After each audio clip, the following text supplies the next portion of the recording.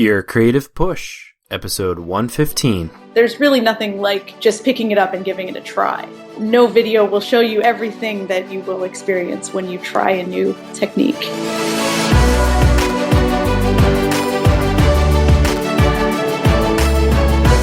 Welcome to Your Creative Push, the podcast that pushes you to pursue your creative passions. I'm your host, Youngman Brown, and my guest today is Zoë Williams.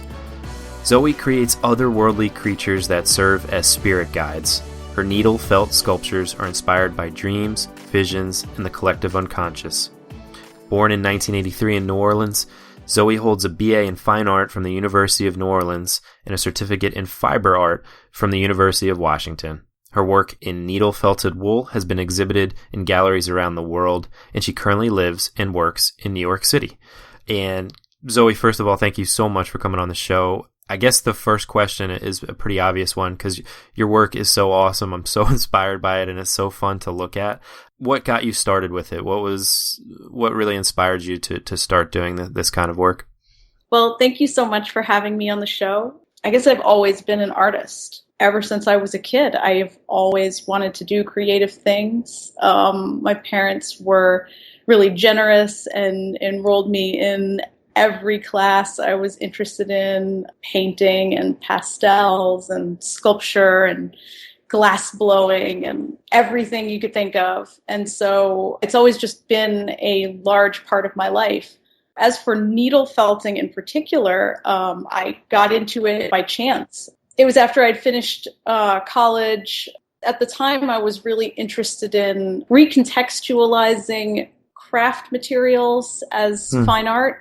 Sort of borrowing materials that were traditionally thought of more as hobby or arts and crafts materials and making fine art with them.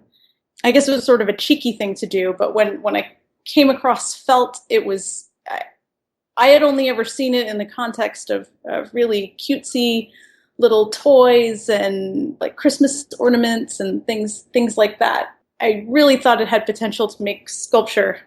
The first thing I did was to make a sculpture of a rabbit based on a dream I had recently. That was sort of what got me started on the journey of needle felting.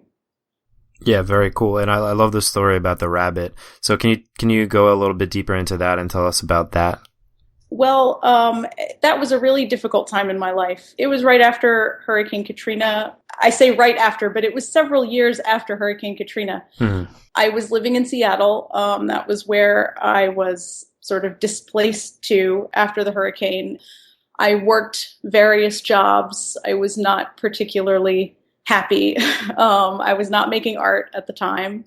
And I had this dream out of the blue about a very powerful white rabbit spirit who told me to go outside more.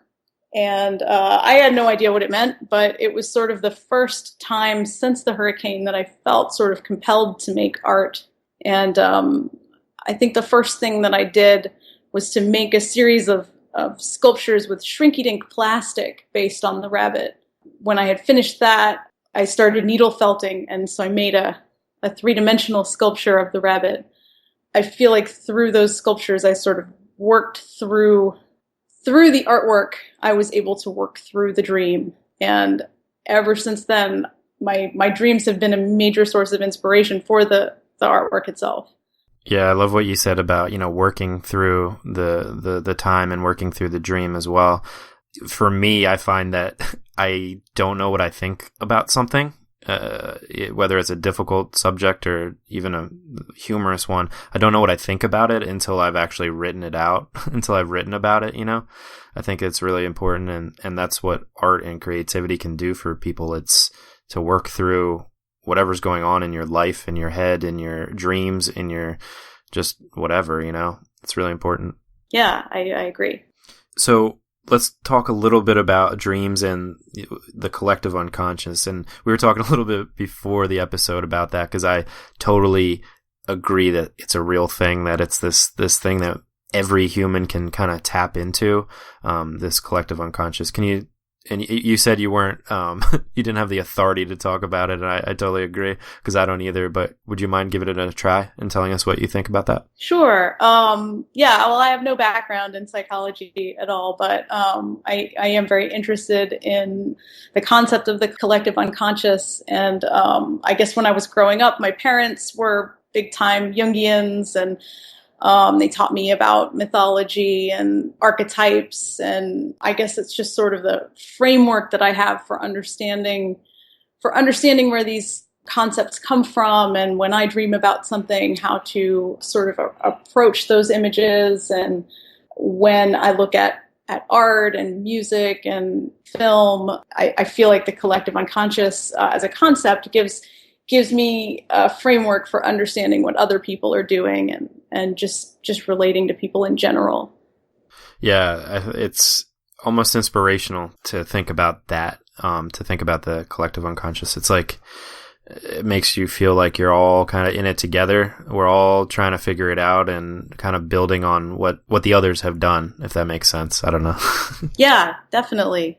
I think to know that humans have a shared language, shared images that make up mythology. It's so large. I have trouble coming up with the right words to describe it. No, I totally agree, and that's the thing that I think nobody can really come up with the words to describe it, and that's what you should try to do with your art, is to express that in a way, because humans have many different languages, but art is kind of a universal language that you can express an idea to somebody else in a different country, even in a different time period, and just tap into this emotionality of what it is to be a human. And that's really the role of an artist and the role of art. Yeah, I think when I make a piece of art and somebody else enjoys that piece of art, it's not necessarily that they are experiencing the same thing that I experienced when I created it. It's almost like the piece of art reminds them of their own experiences and their own point of view, and the intersection of those two is what makes it a successful piece of art. Yeah, absolutely. It's like a way to communicate not necessarily your own story, but the emotion behind it, that people can tap into it and figure out their own story from it. Yeah, exactly. Did you have any fear of doing this kind of a thing? Because it's like a new thing. It's kind of out there, you know what I mean? Was there ever a fear going into it, like that it wouldn't be accepted or understood? I've always just sort of done what I wanted when it came to materials. In college, my focus was new media art, and that was sort of like the catch-all department for anything that wasn't straight up painting, sculpture, illustration, photography. What else was there? Printmaking, I think. And then there was new media, and we were sort of off in another building. The art department wanted nothing to do with us. Yeah, you were the et cetera of the art community there. The black sheep a little bit, because we did installation art and performance art and internet art, and collaborated with students in computer science and did robotic art and all sorts of weird stuff. So it wasn't really about learning any particular material or technique. It was more about just learning how to approach making art sort of in new and unexpected ways. And so I went through a little bit of a phase in which I wanted to use only craft and hobby materials in my work, because I wanted to elevate those materials, because I think that you can make art with anything. I don't think that any particular form of art is more or less valuable. And so that was sort of how I came at needle felting in the beginning. But now that I've been doing it for so many years, I guess I've sort of come back around to just being a sculptor. After all that, because at the end of the day, it's still sculpture, even if it's soft and it's not like stone or clay. It is essentially sculpture, a sculptural material. Very cool. Yeah, the reason I asked was because I had this fear. I make these music videos, and I was just scared because I had never seen it done, and I was searching the internet far and wide to find somebody else who was maybe doing it to like kind of let myself off the hook. And I feel like a lot of people might have these ideas that are very, very, very niche, or maybe haven't been done yet, or using materials in a way that nobody else ever has. And would you have any advice for them if they're maybe scared of doing it, or being kind of a pioneer and trying something new out that doesn't have proof of concept, that doesn't have, somebody who's doing it that has like a huge audience or a lot of appreciation for the work?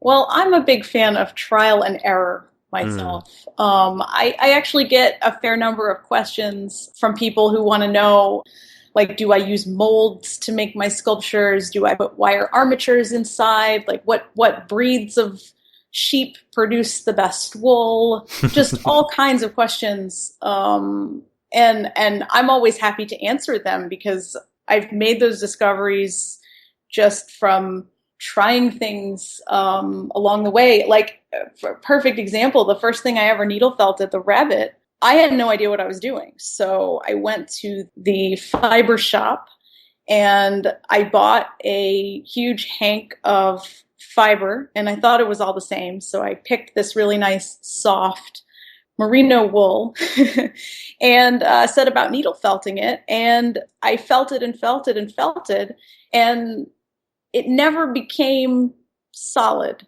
It took a shape, it became a rabbit, but even to this day, it's still very squishy and soft, like a plush toy almost. The rabbit is really soft and squishy, and so he doesn't make a very good sculpture. I learned from making that sculpture that different breeds of wool felt in different ways, and I tried a whole bunch of other kinds of wool and learned that different breeds of sheep produce wool that's better for needle felting. And now I use Corriedale or Romney fiber for the base of my sculptures, and I save the super fine merino for a thin layer over the top.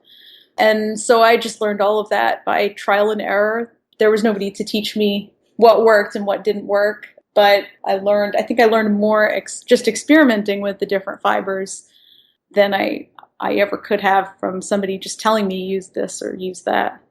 I love that story because, on the podcast we talk about all the time, if there's something you don't know how to do, you live in the best time ever, where there's YouTube, where there's Google, and you can pretty much learn how to do anything you want.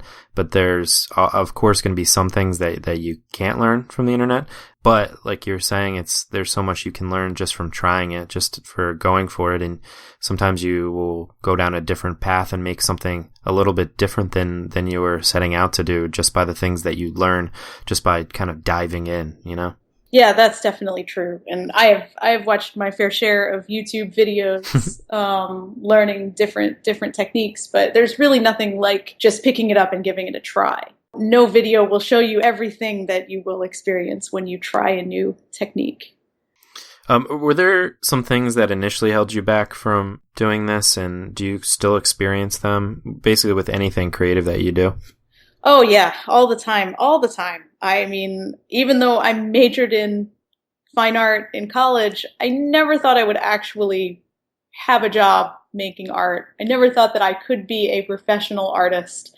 Mm-hmm. I just didn't think that was a thing that real people did. I think that it was inevitable that I would get a job when I graduated and I would just work at that. And that's what I thought that people did. You grow up, you get a job, you stop making art. And so, I mean, I did that for a while. I worked a job I really didn't like, and I wasn't making art, and I guess I was experiencing some post-traumatic stress after Katrina. Later, I guess after a few years of that, I realized I don't need to stay in this job that I hate. Maybe I should take a step back and look at other opportunities. I always had really good luck with temp agencies. That was how I found my first job. out of college. And so that was what I went back to when I was unhappy. And it just so happened that the only opportunity that they had at the time was part-time. Once again, I just didn't think that I could live on a part-time salary. And so I took it, just sort of expecting to do it for a little while. But it turned out to be this just watershed moment, because I could live on the salary of a part-time job. And it left me so much time to be creative and to make art, and to make art that wasn't driven by commercial success. And I have had a part-time job ever since. It's always sort of, I guess, a balancing act between working on my artwork. And I think a lot of things sort of pull at you when you do creative work. It's very, very difficult not to at least consider what kind of work might sell well. I feel like that is just a pitfall that I continue to, if not fall into, then tiptoe around the side of, because I don't think it serves the artwork really to be making it in the hopes of selling it, but boy, the sale is sure is nice. And ultimately, I do want to connect with people, and I want to make work that resonates with them. And obviously, a sale is a good sign of that. But I think for me as an artist, I don't want my work to be completely driven by sales. So I think that's sort of where the balance comes in with having a part-time, quote unquote, day job. It sort of takes the pressure off, having some reliable income to supplement the feast and famine of the art sales. So you've already talked a little bit about, some of the bad moments. Katrina obviously comes to mind there. But let's get happy. Do you have any best moments or a triumphant creative moment? The best moment for me is when I meet someone who likes my work and I get to talk to that person, especially face to face. My favorite is when somebody comes up to me and tells me that they follow me online. And I never get tired of that, because it just seems so rare and magical. And it's really easy to just forget that everything I work really diligently on my social media, and I post the stuff out as fast as I can, and try to share a lot of process photos with people. And it's easy to forget that people are seeing it. And so when somebody says to me that they saw my stuff online and that they liked it, it really makes it all worthwhile. I think also as a creative person, it's sort of easy to get stuck in a vacuum and get in your own head a lot. Knowing that other people are digging it it makes it all worthwhile. Absolutely. It's such a necessary component to being a creative person. I talk about it a lot too. You see, numbers of followers or numbers of downloads, and how many people are listening, but it's always kind of a rare treat when somebody shoots you an email and lets you know what the podcast is doing for them, or whether they if they like my writing and stuff like that. It's it goes a long way in fueling you to continue to do it, because, that's the reason you're doing it, is for other people to see it, So I can completely relate. Yeah. Zoe, it is time for the final push. And this is where I ask you to reach to the microphone and grab the shoulder of one of the listeners that you've already really inspired today, and just give them your best words of advice and push them to pursue their creative passions. My best advice for you is not to compare yourself to other people. We all like to look at what other artists are doing and imagine ourselves doing something like that. But the only thing that's going to work for you is what works for you. So just try some things and see what fits. For me, it was working a part-time job to balance my creative pursuits. But for you, it might be something different. So that is my advice. Trial and error. Just jump in and figure it out, figure it out as you go, and don't spend too much time trying to figure it out in your head beforehand. Yeah. And yeah, I totally agree. Don't compare yourself too much with other people. Try to be inspired, but don't compare too much. Yeah. Zoe, thank you so much for coming on the show today and for giving us that push. Thank you so much for having me. Of course. And you can find Zoe on her website, which is zoewilliams.com. You can find her on Facebook, which is zoe.williams.art. And on Instagram and Twitter, she is X03. Very important, 0, not O, X03. And if you're interested in buying or purchasing some of her work, you can just reach out to her and email her, right? Yes, it's zoe@zoewilliams.com. Perfect. And I hear you have some shows coming up? Yeah, I will have several new pieces in Wary Fisteria, curated by Lana Crooks at My Plastic Heart here in New York City, opening on July 8th. And then in September, I will have a brand new piece in Femme to Femme Fatale, curated by Beautiful Bizarre Magazine at Modern Eden in San Francisco. And that show opens on September 17th. Very cool. And we will have links to those resources as well as everything else we talked about today at yourcreativepush.com/Zoe, Zoe. Zoe, thanks again. Thank you. A huge thank you to Zoe for coming on the show. You know, I love finding people like Zoe, people that are doing their own thing, almost with complete disregard to what's normal, you know. Take one look at her art, take one look at her Instagram page. All of her stuff is just super unique and super different. And I love finding people like that because it's so inspiring to see people that are just doing what's in their heart, what's in their dreams, what they can pull out of the collective unconscious and bring into the world and say, hey, look at this thing. Let's talk about this. Those people get me so fired up and so inspired because it's so hard sometimes to do your own thing, to be brave enough to do something very unique and different. And if you have ideas like that, I hope that this episode was especially inspiring to you. You're the person that I'm trying to reach with this podcast. Even if you are doing your own art, even if you are actively pursuing your creative passion, whatever it may be, if you have that idea tucked away in the back of your head that you think is too different or too out there or never been done before, pull those ideas out. Please do them. And definitely share those pursuits with me. If you're publishing it on Instagram, if the show in any way, shape, or form inspired you to do your work, whatever it may be, and you're sharing it out, definitely tag me on Instagram, I guess is the best way to do it, at Your Creative Push. Since I mentioned a few episodes back that if you tag me, I will, share it on my feed. I've been loving the overwhelming response. Keep doing that, keep tagging me. Let's keep doing this more and more. The more you share with me, the more I will be able to share out. And I love that the Instagram feed has become something different now, that it's not just the inspirational quotes, which are still coming out, but it's some art. It's your stuff. This is your show. So it just makes sense that we should all be sharing with each other the things that we're creating. So that has really fired me up recently, that you are not only reaching out, but reaching out with your art. I get to see some of the things that the show is helping to inspire, so I can't tell you what that means to me. But that being said, go and get some more work done and share it out. I hope that you have a wonderfully productive and great weekend. 4th of July is coming up, and we will have an episode for you on Monday if you need the push again.